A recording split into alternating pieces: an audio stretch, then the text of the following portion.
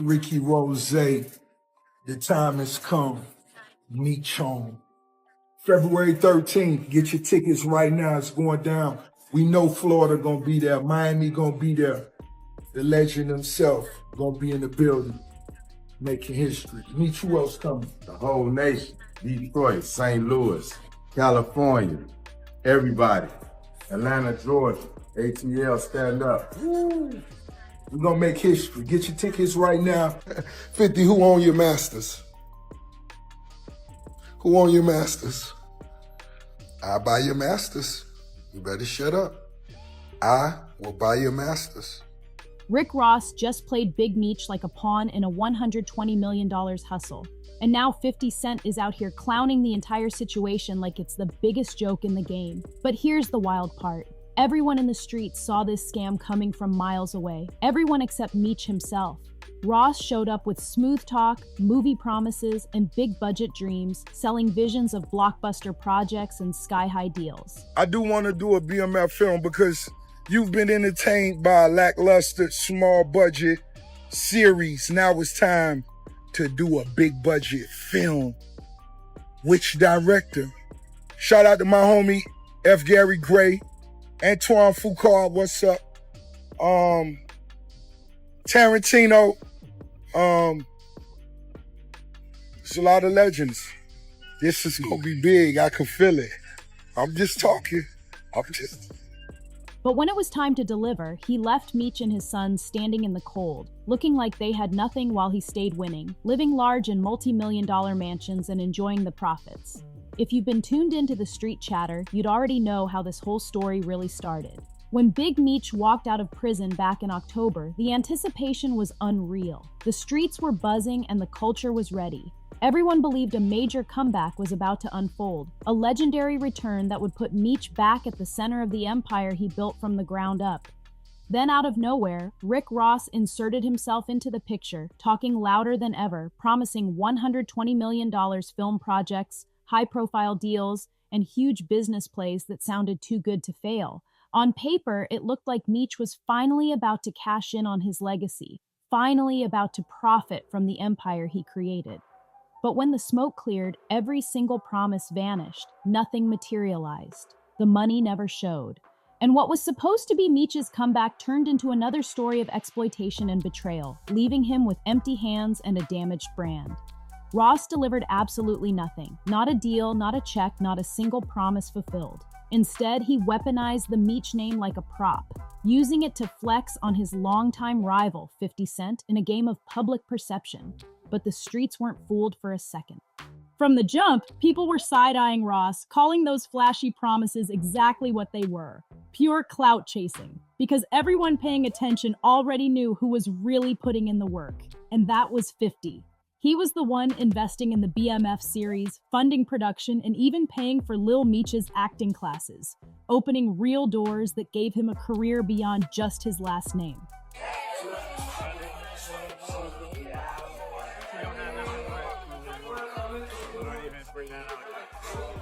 While Ross was all talk, selling hype and headlines, 50 was building something tangible. Still, despite the obvious difference, Meech leaned closer to Ross, choosing hype over substance and ignoring the man who had been holding him down the entire time. That decision didn't sit right with a lot of insiders. Even Tony Yayo spoke out, saying it plain and simple: 50 had been riding with Lil Meech from day one. No sugarcoating, no spin, just facts. Now, word from the streets is that Meech is starting to feel the pressure. The frustration is kicking in, the money isn't adding up, and it's becoming painfully clear that Ross's only motive was to use him as a weapon in his personal war with 50. Not out of loyalty, not out of respect, but purely to stir the pot. And the result? Meech's image has taken a major hit. Instead of being seen as a king ready to reclaim his throne, he now looks like a pawn caught in the middle of someone else's feud. And that's exactly the moment 50 Cent decided to make his next move. 50 Cent had clearly reached his limit and decided he was done staying silent.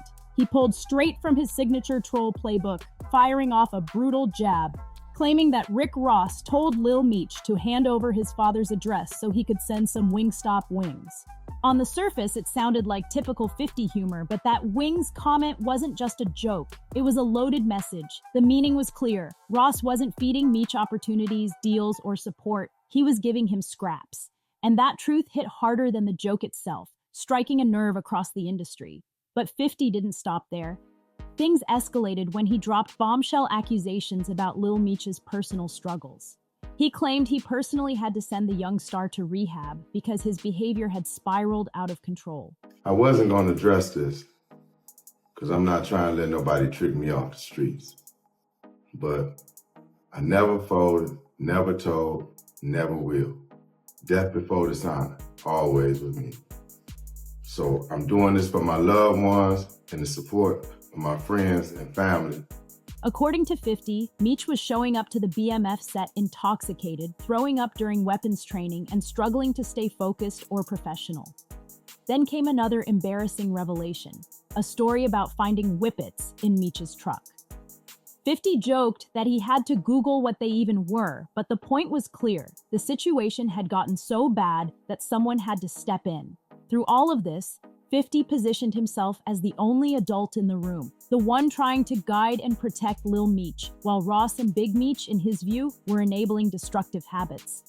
He framed himself as a mentor fighting to keep the young actor on track, contrasting his efforts with the reckless behavior he accused the others of encouraging. Yet despite all of that, despite the warnings, the interventions, and the public humiliation, Lil Meech still chose to stand beside Ross, partying with him in clubs and appearing unbothered by the chaos surrounding his name. And for many watching, that decision said everything about where his loyalty truly lies. Now the streets are lighting up with jokes and criticism, roasting the once mighty Big Meech legacy and clowning the so-called bond with Rick Ross for falling apart faster than anyone expected.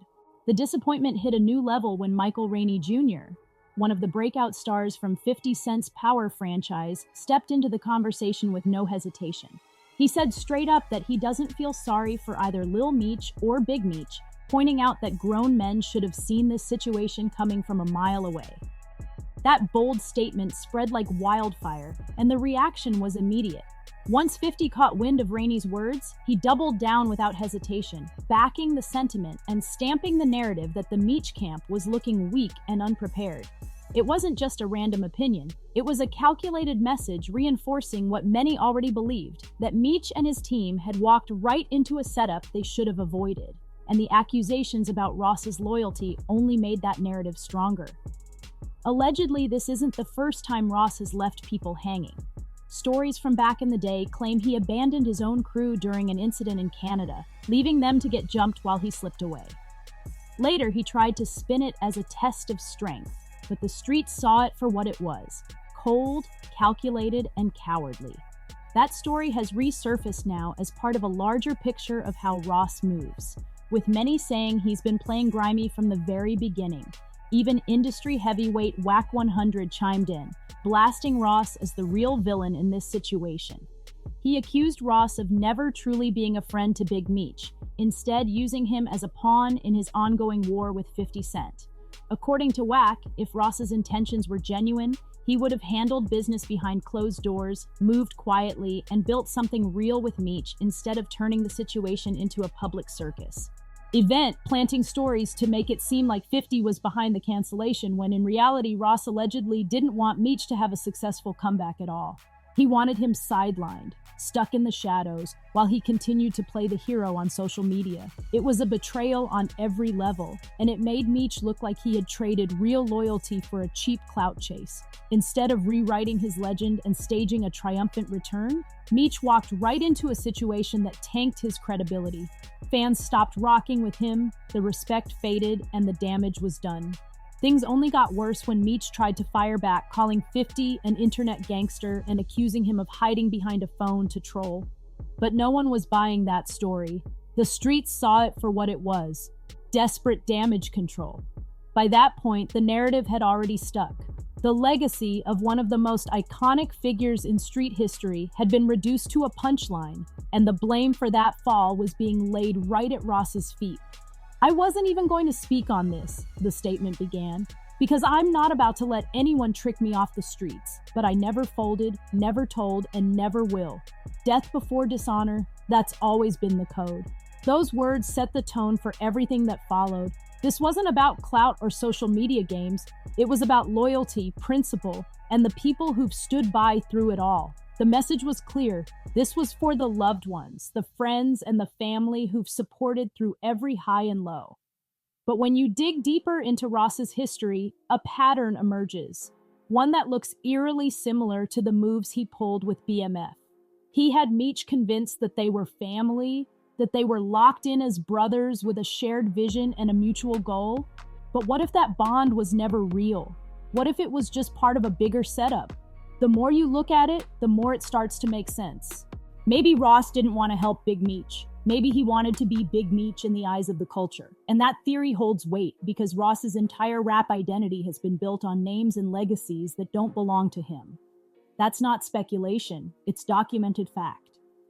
His stage name itself was taken from the real freeway Rick Ross, a legendary figure from the streets who was locked up when the rapper began using his identity. When the real Rick Ross was released, he publicly called him out and even tried to take him to court over it. "Have you ever seen anybody confront Rick Ross about using your name?" an interviewer once asked. "Not in person," the real Rick replied. "Anytime I'm around, he disappears. There's no video of anyone stepping up to him, asking why he's running around with my name." And that wasn't the only time Ross pulled this move. He did it again with Larry Hoover, another respected name he referenced in his lyrics, while the man sat behind bars, stacking up clout and cash off the weight of someone else's legacy. It's the same blueprint repeated over and over. Attach yourself to powerful names, exploit their stories, and profit from their reputations without ever truly honoring them. When you line up all the pieces, the identity theft, the name drops, the calculated branding, it paints a clear and undeniable picture. Rick Ross has built an empire not on authenticity, but on borrowed legacies and appropriated reputations, and the situation with Big Meech is just the latest chapter in that same story. At this stage, the story surrounding Rick Ross, Big Meech, and 50 Cent isn't just about betrayal or broken promises. It's about a legacy built on smoke and mirrors finally being dragged into the light. The deeper you dig, the more it becomes clear that this isn't a one-time scheme. It's a calculated pattern Ross has repeated for years, attaching himself to powerful names, manipulating narratives, and profiting from stories that were never his to tell.